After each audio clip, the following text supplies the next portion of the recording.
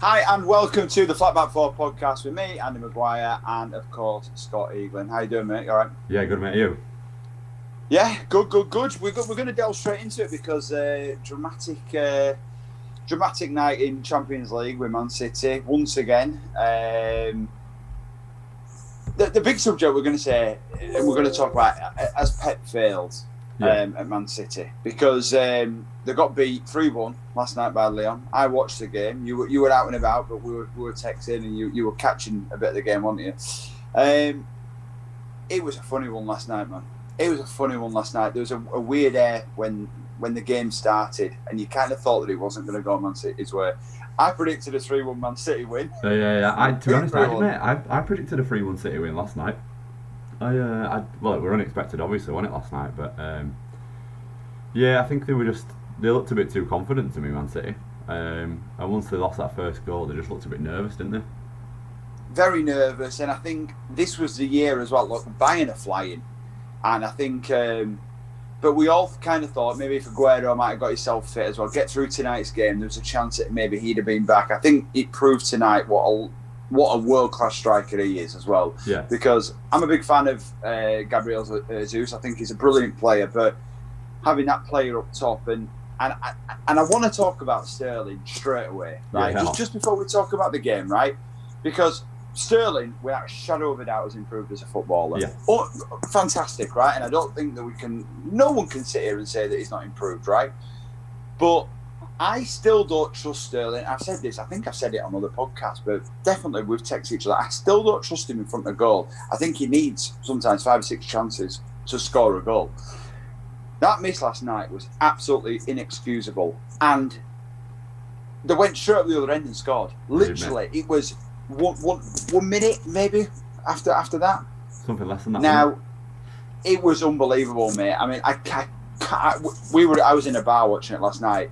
Everyone cheered before it went in. You was like, no. I mean, look, we've seen it before in football. People do miss. Don't get me wrong, but maybe there's a reason why Harry Kane didn't square that ball. Yeah. So because it was inexcusable, mate. It really was. And then I text you last night. I was when Henry Winter is saying that Raheem Sterling's the best English player. He's not.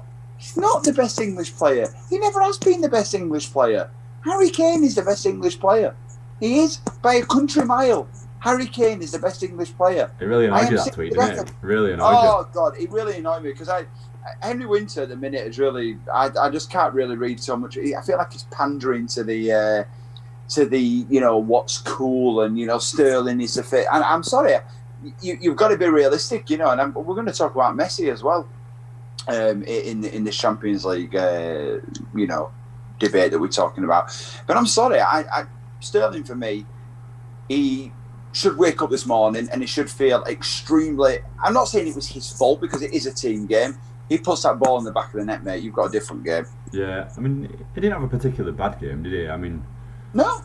That miss just summed up City's performance, really, didn't it? They were just 100%. They looked a bit nervous, a bit overconfident towards the beginning of the game, but it was just typical Man City, wasn't it? They get to a point in Europe. I mean, let's talk about their second goal, by the way. I mean, it was a foul, wasn't it? It was a foul in the lead up. Oh, unbelievable! Yeah, it was a foul. It was a nailed-on foul. But how did VAR not pick that up? I don't know. I mean, when you see it, this is the thing with VAR. You see something, you go, well, maybe we didn't see something, but then you look and you go, these guys are looking at it 3, 4, 5, 6 more times. Yeah. Why is it not being picked up? Why? Why are people so scared to make the decision? I don't know, man. I mean, it weren't offside. It was a perfectly good goal apart from the foul, but it was such a clear foul as well. It wasn't as if it was something like you've got to watch 2 or 3 times. I watched it once. No, it wasn't like tripped legs or. Yeah, I watched it once. He clipped his leg. Clear foul. That's it. I know. I know. I mean, we've gone on and on about VAR on this podcast, haven't we? I mean, I can't stand the thing, but yeah, just as a whole, it was just a monumental failure and probably the best. This was probably one of the best opportunities for Man City to go on and win the Champions League. I know that Bayern are looking fantastic, but I still think Bayern can be got at. They concede Yeah, goals. defensive. I mean, the other night as well. I mean, they picked it up on BT Sport. I mean, I don't think I've seen a team press so high in my entire life than Bayern did. But they know they have a lot of the ball. But Man City did that last night, didn't they? They had a really high line and they just got done around the back. By the way, flip side, let's say well done to Leon, because they were, they set the stall out and they worked really hard. Dembele was fantastic. I thought he really, but doesn't it just prove though? And I think Liverpool have kind of proved this year. All this amazing football is fantastic, but if you don't have, that defender or that defence in cohesion with each other, and a keeper, by the way, who I think is totally world class. He had a very, very poor night. He had a very poor night last night, and he's a constant 9.5 out of 10. And he's a great keeper. But then you got to maybe think to yourself, that defence of Pep's, he hasn't addressed it. They didn't replace Company. I was going to say that, mate. Would Man City have lost that game yesterday with Company? Absolutely not. Even a Company 100% now at 33-34? No, not a prime Company. He could have put his shirt on last night and played and improved that defence. Is that a lack of leaders? Is that a lack of leaders in that defence or a lack of quality? Probably both. Both. I think that they don't have the quality. Otamendi's there. He doesn't fancy John Stones. He's obviously going to go. They're trying the lad Diaz. He doesn't look a bad player, but you're talking quarterfinals of a Champions League. There was no Aguero last night, and actually you were looking. There was only Kevin De Bruyne, who once again was just outstanding money. Yeah, he's just so well. Oh my word! Honestly, what a footballer! What a footballer! He's different. He's different gravy. Him. So he needs to achieve something, man, with Man City. On a European stage. What is he? 29 now. 29 just. He's still got a few years, and he's. I do think that they're a couple of pieces away, because I do think that Jesus can become a world-class striker. I think he could, if Aguero does move on. I think that Jesus could be the main man, but just go get Kane. Just go. No, but you know what I mean. I think that maybe if they do want to replace Aguero, which I think they've got to go buy a striker. Whether they want Jesus to be the main man, they go buy someone who is a good mix, who's willing to maybe play the role that Jesus is playing now. Yeah. But they've got to get that back right. They've got to get it right, because I think going forward, I think they're fine. I think the Foden coming in, he's going to be unbelievable. Bernardo Silva's a good player. He's that squad player. Mahrez has been unbelievable this year. I think he's been so under the radar. But when he's come on, he's changed games. When he started games, he scored. But you ain't going to win anything with a backline like that. Yeah, it's and let's just talk about that. The money that he spent. He spent money. He's spent an unbelievable amount of money, hasn't he? Guardiola. That just proves that money doesn't guarantee success, does it? But this summer is a huge summer for Man City. It's going to be a smallish transition period, I think, for Man City. You look at the back line. They haven't recovered since they let Company go. They've got. He obviously doesn't have much trust in John Stones, so that leaves Laporte and who else? Mendy at left back isn't fantastic, is he? He's defensively pretty poor.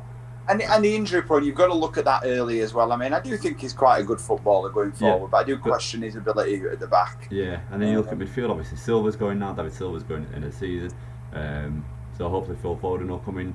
Whether they actually replace David Silva with anybody, who knows? And then you look at that front three. Aguero's still there. He'll probably still score goals next season, but 100%. He's world class. But they'll be in that period of just edging Jesus more into playing.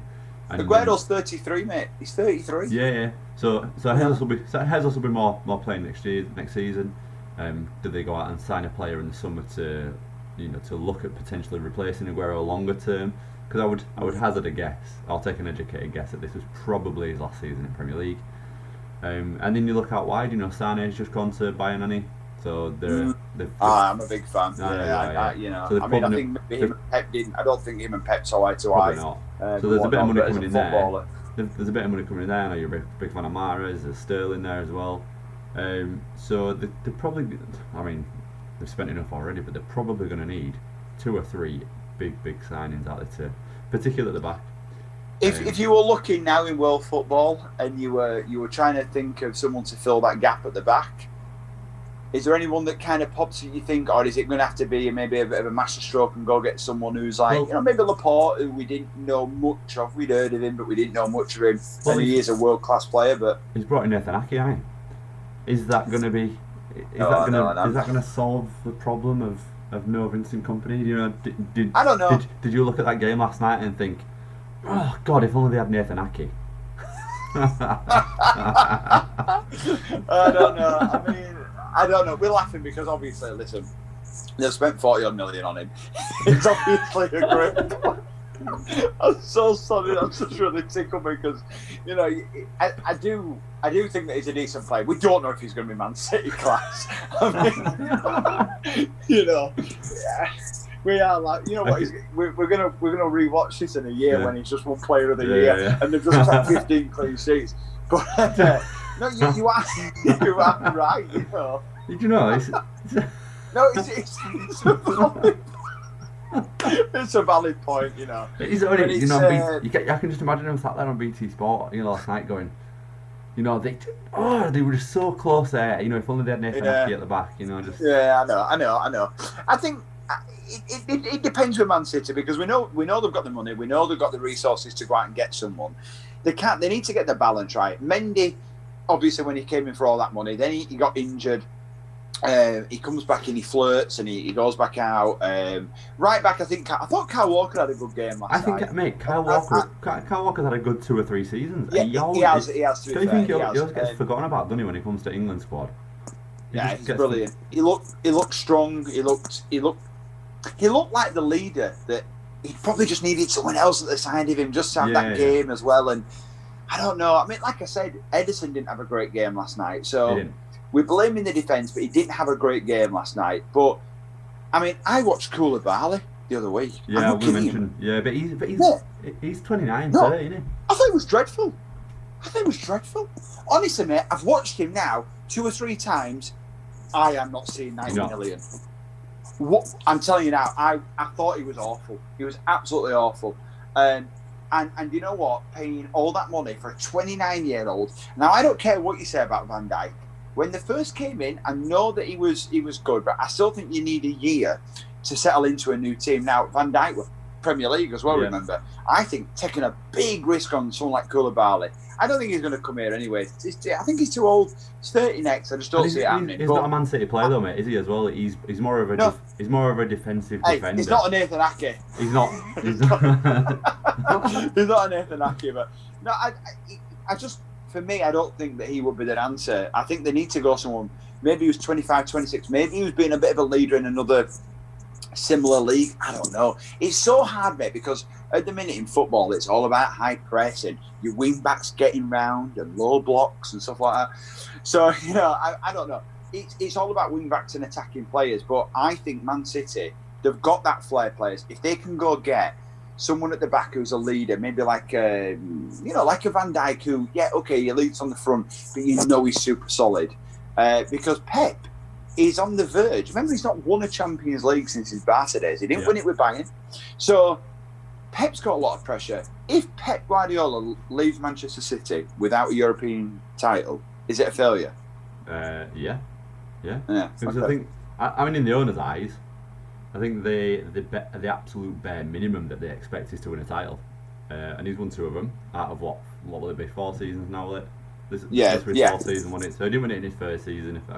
Then he won it in his second. Won it in his second and third. And this season, obviously Liverpool. But the owners want Champions League success, don't they? They want European recognition, and he hasn't got it. You know, there's 2 managers before him in Pellegrini and Mancini who won the league. I know he's won 3. And they didn't have the team then to win the Champions League. I think we all kind of thought. But they needed the league titles. They needed the league first. And neither of them two either spent the money that Guardiola spent. And true. And Guardiola's not even. Well, I think he got to 1 semi-final, didn't he, last season or the year before. And it's just not been good enough. But like you say, touching up on their defence, there aren't many defenders in the world right now who you would say are emerging as one of the best. No. You know, you look at Man United paying over the odds for Harry Maguire, which has probably been a good signing now. Liverpool with Van Dijk. Chelsea are in that sort of that period as well at the minute. They're going to need a 100%. big. They need a back line when you think of their back line. Yeah, then it's going to be interesting who they get. They'll need a big signing in terms of the centre back. But yeah, I think Man City needs somebody who's maybe like 25, 26. You know, who's shown over 3 or 4 seasons that they are Premier League. I know it sounds crazy, but and like people like laugh because you say it, but like, what about going and getting someone from Burnley who we all talk about him for England? So if you're being spoke about as an England international, why can't you play for Man City? I've got to be honest, mate. I didn't look at that game last night and think it needed Ben Mee. No, I know that. But what I'm saying is, though, you've still got to say, if you're being spoke about for international club, it's a bit like maybe Sean Dyche doing well, but why won't he ever be considered for Liverpool? Yeah, we said the same. Ian Dowie, when we spoke to Ian Dowie, we were talking about what's his face, Chris Wilder. Will he ever get a chance for the Liverpool job? Listen, the method behind that logic, mate, is true. The defenders or it's the players who aren't very. What's the word? They're not very glamorous, are they? When you look at a Dyche, he's not really a glamorous manager. James Tarkowski, you wouldn't think of him as a ball-playing defender, but you know his first thought is to defend. And is that something is that something that Man City are missing? Because you know they don't really have any defenders, do they? They have ball-playing defenders who like to play out from the back. Are they just? I mean, Otamendi. I think. Well, apparently Otamendi's favourite to go back to Valencia and whatnot. So I think we know that he's not. I mean, he is a bit old school in the fact that he's a bit rough and ready, but his timing's terrible. I've never been convinced by Otamendi. Have you? No. I think against maybe the lower teams he does all right, and sometimes he can have actually stalwart games and he's pretty good, but consistently wise he's not. He's not that level. But off the top of your head, mate. Off the top of your head, can you think of any defender in Europe at the minute who you would think could slot into a Man City defence? I mean, without not central defence, I can't think off my head central defence. I mean, if you're talking your left backs and right backs, then obviously you think of Alphonso Davies, who absolutely ripped Barca, but commanding centre backs and someone with a good head and a good leadership like Company did for 10 or 11 years. No, I don't see it out there, and I think if they he's probably got next season. I mean, again, with Man City, would you think leave the league? Not leave the league because they're going to go for everything, but prioritise. Try and prioritise the Champions League if they get them signing. Because you got to remember, mate, season kicks off in 2 weeks, 3 weeks. They've got literally. Yeah, I think it's not summer. I think their failings in the Champions League, though, Man City, their failings in the Champions League this season actually puts more pressure on them to win the Premier League next season. Because this season was their chance to win the Champions League, because I think Man City fans maybe were quite lenient towards Guardiola in the sense of, okay, they didn't win the league, but we're probably going to win the Champions League because they were the best placed or the best looking team to go on and win. Yeah. Going into next season, they're going to want the title back. They're not going to go. Man City owners, Man City fans aren't going to be 2 seasons without a Premier League. So the Champions League is probably going to get put on the back burner. But yeah, or they improve the squad so much, and if they're lucky with injuries, we've seen it before. Teams can win the league and win the Champions League and win the treble. We've done it in this country with Man United and whatnot. But with Man City, if they can get it right and they can get that leader at the back, they keep De Bruyne fit, they'll always score goals. I mean, even like Sterling and stuff. He has improved, like we said. But for me, that's the level where you got to perform. Yeah. You've got to perform, and he's got to look at himself today and go, Yeah. And like I said, we laugh about the Harry Kane thing, but there's probably a reason why Kane didn't. And that's we're talking 2 years ago. Sterling's improved as a footballer, but inexcusable that last night. I just want to touch on as well the other game because it was incredible. PSG, a little bit like Man City, loads of pressure. In the end, managed to get over the line. Mbappe changed the game, and Choupo-Moting, the ex-Stoke forward, again. But this is what we're saying now. I mean, he's the 4th, 5th, 6th choice there. Came on it, and actually, I thought his movement for the goal was superb. Like, he's obviously a top player. This, but in a sense of in the game of football. Yeah. But PSG, you wouldn't have expected it. But let's touch on Neymar. I watched that game. And everyone said, "Oh, he completed these massive passes, and he's this, and he did this, and he dribbled past that." But I feel he's still very overrated. Who, I'm Neymar? not. I'm Neymar. not there. I'm not there with him. I think he Not there at all. I think he flatters to deceive a little bit, doesn't he? Yeah, Sometimes. he's obviously super talented. Yeah, he's obviously super talented. I think the thing is with Neymar, he's if you categorise the best players in the world, I think or if you put them in tiers. So tier 1 is your Ronaldo, Messi. Your tier 2 is your De Bruyne, Bale when he's on form, Hazard when he's on form. Lewandowski. I mean, Lewandowski maybe you might, he's on the verge. Like Kane, players like that. That's probably your tier 2. Where does he fall into it? Neymar, I think probably only just in tier 2. I'll tell you, who would you rather have, Mane or Neymar? Over the last season, Mane, yeah. Exactly, that's what I mean. But maybe over the last 2 seasons, because he went to PSG thinking he'd be the main man.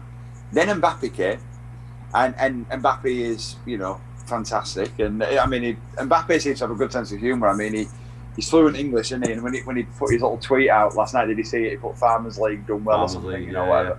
But I mean, so he's not the top dog there. He shows moments of class, but let's be honest. So the standard isn't as good in that league. We know it's not, but they got over the line. Felt a bit sorry for Atalanta really because they've been superb, and you forget that they were so poor at the start, and then they've lost 3 of the first 3 games, didn't they? They lost the first. And then they smashed Valencia, and then they've been fantastic. They've been great in Serie A, and I think they'll push again next season. I think. They deserve a lot of credit, but PSG now will be looking and thinking, we have a chance now, and that's the one that they want. They're the French version of Man City, aren't they? But they had a similar game, really, to what Man City had. They looked quite nervous. They probably looked a bit overconfident early doors, but they got a bit of luck. Created their own luck a little bit with the quality that they've got on the pitch. And actually bringing on Choupo-Moting were a bit of a stroke of genius, really. Oh, it was the substitutes changed the game. Yeah, not that he's one of the better players, but he's just a different option. If you looked at Man City's bench last night, they probably had a lot of the same type of player that was already on the pitch. Do you know what I mean? It wasn't as if they had a plan B, whereas PSG could go to a Choupo-Moting or something like that. Yeah, but we've seen it though. We've seen it, and the thing is, having 3 or 4 good strikers. I mean, I remember back at the end of the 90s and early 2000s, squads were littered with 3 and 4, 5 strikers. Man United won a treble out of it. So you know what I mean. I think you've got to have the backups in that department, because it is the hardest thing in football, putting that goal, putting the ball into the net. I mean, it's a good point that you make, actually, mate, about strikers nowadays and how we used to perceive them maybe 10, 15 years and years ago. You'd look at a Chelsea or a Man United, and they'd play with 1 up top or 2 up top, but they'd have 1, 2, 3 strikers on the bench. Just as Andre Flo, Good Johnson. Yeah. Back in the day, they're all hanging around there. You look at even when Chelsea when they brought the money in, they'd have maybe Drogba up front and maybe like a Matthias Kedman on the bench or something. Yeah. They'd always have like I think it's just because of formation changes and patterns have obviously come so far into the game now, and everyone goes, well, you can't buy Kane because he'll just want to play up top. Well, we remember the partnerships of the day: Bergkamp, Henry, York, Cole. It didn't really matter. Everyone got a piece of the action, but because of the wingers, the wing backs, and the one up front, people seem to think now that you only have 1 striker in a team. It's so far from the truth. Look, a little bit about the tournament feeling of this, because we obviously haven't had a tournament with England. I've really enjoyed the marathon of games, the Europa League into the Champions League, and the format knockout on 1 game. I see the pros and cons of it. We haven't had a crowd. How do you think it's gone, the tournament, and would you be in favour of keeping the tournament if UEFA could find a way around? Because if it's a success, UEFA will find a way around to do it like this, I think if it makes enough money, they will do. They'll find a way to make it a recurring thing. As a one-off, I think it's been good as a one-off. Yeah. Because it's had that sort of tournament feel, a bit of a World Cup, Euros sort of feel. But you're not a fan? But I'm not a fan, mate. I'm really not a fan. I think it. You go throughout the stages of the Champions League. In the group stages, you have 2 games of a home and an away leg. Round of 16 or round of 32, round of 16, quarter-finals, semi-finals. It's all over 2 legs, so it's consistent all the way. I think if you were to make it into a mini tournament, at what point or at what stage in the knockout stages do you then make it into a mini tournament? Because it goes straight into a mini tournament when it gets to the round of 16, and that's what is it, round of 16, quarterfinal, semi-final. Yes, so you've got like 4 games there that are all one-off games, and how do you spread that out across? But I mean, listen, I quite like, you know me, mate, I'm a bit of a traditionalist when it comes to football. I like why, if it ain't broke, don't fix it. Nobody's complaining that there's 2 legs in a Champions League, but as soon as you have a mild success of a one-legged game, I know. I get that. And you're right. To be fair, I mean, and I suppose you've only got to look back to the Liverpool-Barcelona game and go, "Wow, that Liverpool crowd when they won 4-0." Yeah, I mean, and if you make it a one-leg game, mate, if you make it into a tournament, that takes away the home and away fans. Do you know what I mean? That's true. That's true. It is true. You're gonna have to bring it into one stadium, don't you? But listen, I think everybody knows that UEFA or FIFA's longer term aim is to bring in this little Super League, this mini European Super League. So I don't think whatever people's preference. I still don't see that happening though. It won't happen though. It'll happen. I just don't see that happening. It'll happen, mate. I don't think it will I don't think it will. I think people will oppose it. It'll happen, mate. I think the Champions League may grow, but I don't think the actual league. You won't see Man United, Arsenal, Chelsea, Spurs leaving this league and joining us. No, mate, it won't happen. UEFA are driven by money. It'll happen.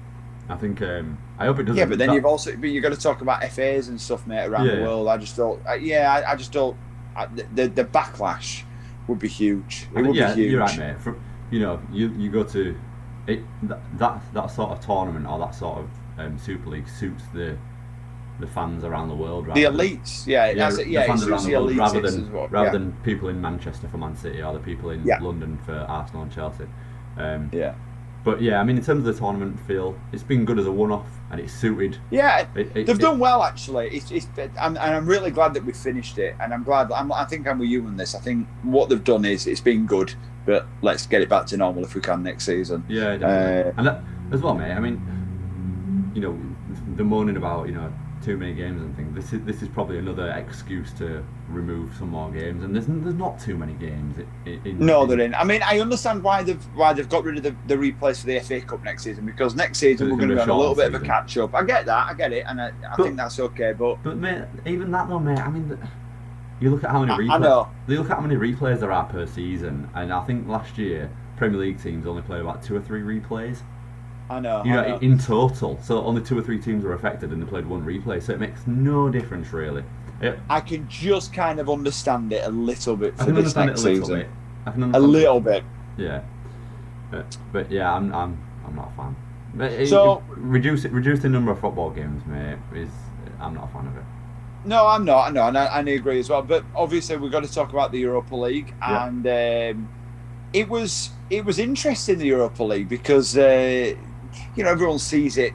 I think now with them both being together, it's put the Europa League on a little bit more of a podium as well, and a platform. And Man United obviously through, Inter Milan against Shakhtar Donetsk.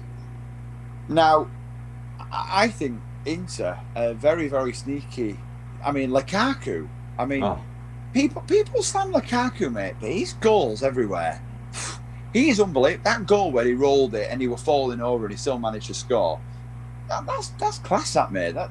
He is on form at the minute. Yeah. Inter are on form. Predictions for tonight? What do you reckon with the Man U game? Do you think they'll come through it? Do you think? I fancy him. I fancy him to go through, and I fancy him to play Inter Milan. I fancy Sevilla tonight, mate. I think they're more. Yeah. I think they're more tailored to. I mean, how many times have they won Europa League over the last 10 years? No, that's true. Yeah, I mean, Henry won it 9 times in 9 years. but I think their experience of winning the Europa League, and they're very much a cup team out this Sevilla. They're not not very domesticated. They're more of a cup team. They're more of a. I wonder why that is, because they always do well in this league, in this tournament, don't they? Yeah, I think that just comes from confidence, doesn't it? They know they can win teams in this league. They've done it. Arsenal, FA Cup. Yeah, Arsenal can do it. Yeah, same sort of thing, innit? They come alive in the cup competitions like Sevilla do. I just think Man United are probably going to fall short tonight. I think there'll be goals in it. I think there'll be probably quite a few goals in it, but I just think they'll fall short. Who you fancy? And You fancy Man Inter United? Milan, Shakhtar. I'm guessing you're going to go Inter I think so. Yeah, I think so. Shakhtar just for go, the Shakhtar go under the radar a little bit, don't they? In terms of yeah. European football and the elite we always think of, they're always in and around that sort of. They always attract some decent players, and actually, there's always like I always thought, especially a few years ago, there's always a big money move from Shakhtar. Yeah. you always found that someone has just moved somewhere. By the way, I just found out as well that Malouda's still playing. So Is he? I didn't know that. Yeah, Malouda apparently was at Hertha Berlin last year. I mean, I thought he was Yeah, 46. Kalu on it. Was it Kalu? You mean Kalu? Sorry, yeah. And he, sorry, Kalu. And he apparently he's still only 35. I mean, I thought he made his debut in '99. I thought he'd been well gone by now. But but the Europa League, I think Shakhtar, I think they'll give him a game tonight. I think they'll give him a game, but I fancy Inter to, I say comfy, but I think 2-1, 3-1. I'm going to go Man U. I think Man U are going to sneak through. I think now the only reason why I think Man U will sneak through is the pressure is off. They've got the Champions League. They can go for it now and kind of go, well, it's kind of a free hit really for Ollie. But you are right. I think Sevilla probably won't shock us if it went to extra time. Yeah, probably. Yeah. Same as the other night when it was Man United, it went to extra time. Yeah, I mean that might even play into it. I mean to be fair, I thought Man United were much the better team the other night. They couldn't, first they couldn't get that goal and whatnot, and they were stubborn. And Copenhagen keeper had the game of his career. Probably won't ever have a game like that again before he gets his big money move to Benfica. But he was he was good and whatnot. But maybe that extra minutes took the toll on Man United. So if Sevilla do kind of come at them that first 20 minutes, who knows? But I think it's going to be an interesting final. Barcelona, they were a mess. They sacked the coach. So I don't know. These last 2 weeks of Champions League and Europa League, it's had everything. It's been really good. Yeah, the games have been all over the place, haven't they? It's had everything. It's had goals, penalties, the lot. Man United are probably guaranteed a penalty tonight. Man United will probably get a penalty. I'd love to see the odds on that, mate. Unbelievable how many penalties they've had. Yeah, I know. In fairness, though, the penalties that I've seen have all been penalties. It's not as if they've. Yeah, not, they have. They have. So just quickly, then we're going to go. Who's going to win the Champions League? Probably the Bayern. week tonight. Probably Bayern. You're going to go Bayern. Yeah. I'm going to go Bayern as well. I can't see anyone stopping them. And you're going to go for Europa League. Sevilla. You're going to go Sevilla. I think Man U will win it. You think Man United will win the tournament? Yeah, I think they'll win it. Yeah, I think they'll win it. Although, is it written in the stars for Lukaku, for Ashley Young to cross over a ball with Lukaku? I don't know, but I think it's going to be a good week of sport. And we'll do a review show of the Champions League final and the Europa final, and we're also going to be doing a Premier League preview, of course, with Leeds making some signings. We're going to talk all about that, and we're going to get all into the rest of everything going on to the world of football with transfers. But for now, we will see you next week. See you soon.